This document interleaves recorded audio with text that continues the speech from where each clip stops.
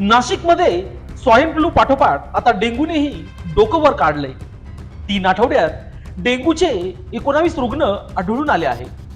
नाशिकच्या तापमानाने 40°C आकडा ओलांडल्यामुळे शहरातील घराघरात कूलर एसीची एंट्री झाल्यामुळे शहरात डेंग्यूच्या रुग्णाची एंट्री झाली।